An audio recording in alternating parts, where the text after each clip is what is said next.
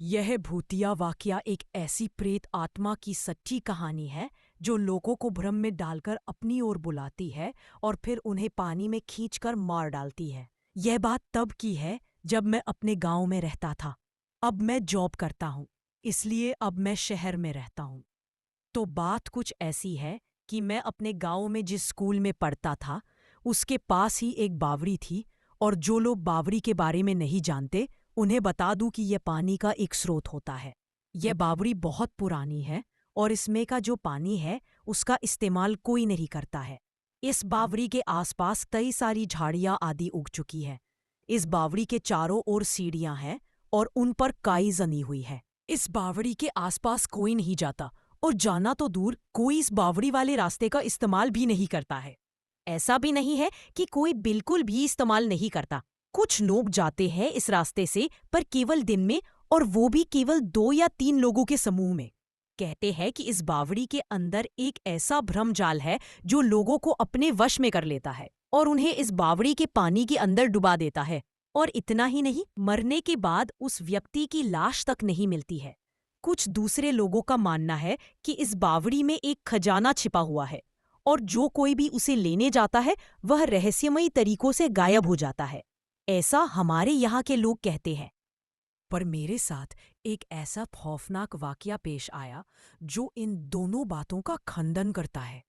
एक दिन मैं शाम को घर के लिए सामान खरीदकर वापस घर लौट रहा था, तो मैंने सोचा कि उस बावड़ी वाले रास्ते से निकलता हूँ। क्योंकि वो एक छोटा रास्ता था, तो मैं उस रास्ते से जाने लगा। उस समय शाम हो चुकी थी और केवल थोड़ा थोड़ा उजाला था। मैं अब उस बावड़ी के किनारे से निकल रहा था कि तभी मैंने देखा कि एक आदमी उस बावड़ी की एक सीढ़ी पर खड़ा बावड़ी के पानी की ओर देख रहा था। मैं भी चलते चलते उसे ही देख रहा था कि तभी वो मेरी ओर देखने लगा और हंसने लगा। मैं यह देखकर चौंक गया कि ये आदमी उस जगह क्या कर रहा है। कुछ 2 कदम चलने के बाद मैंने देखा कि वो आदमी अपने घुटनों के बल बैठकर बावड़ी के पानी में किसी को देख रहा था। तभी बावड़ी के अंदर कुछ हलचल हुई और बावड़ी से एक भयानक सा दिखने वाला आदमी।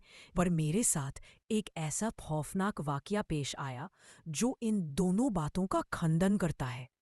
एक दिन मैं शाम को घर के लिए सामान खरीदकर वापस घर लौट रहा था, तो मैंने सोचा कि उस बावड़ी वाले रास्ते से निकलता हूँ। क्योंकि वो एक छोटा रास्ता था, तो मैं उस रास्ते से जाने लगा। उस समय शाम हो चुकी थी और केवल थोड़ा थोड़ा उजाला था। मैं अब उस बावड़ी के किनारे से निकल रहा था कि तभी मैंने देखा कि एक आदमी उस बावड़ी की एक सीढ़ी पर खड़ा बावड़ी के पानी की ओर देख रहा था। मैं भी चलते चलते उसे ही देख रहा था कि तभी वो मेरी ओर देखने लगा और हंसने लगा। मैं यह देखकर चौंक गया कि ये आदमी उस जगह क्या कर रहा है। कुछ 2 कदम चलने के बाद मैंने देखा कि वो आदमी अपने घुटनों के बल बैठकर बावड़ी के पानी में किसी को देख रहा था। तभी बावड़ी के अंदर कुछ हलचल हुई और बावड़ी से एक भयानक सा दिखने वाला आदमी।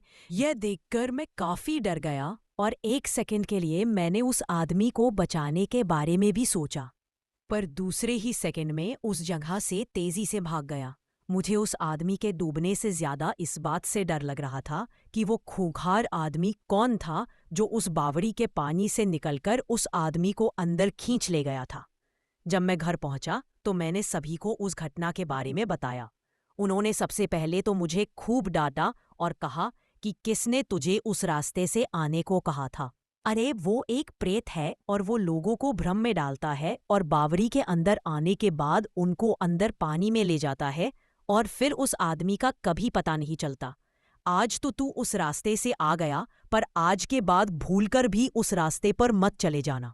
उस समय मुझे समझ आया कि वो सब उस प्रेत का धोखा था। अगर मैं उस आदमी को बचाने चला जाता तो फिर वो मुझे अंदर खींच लेता।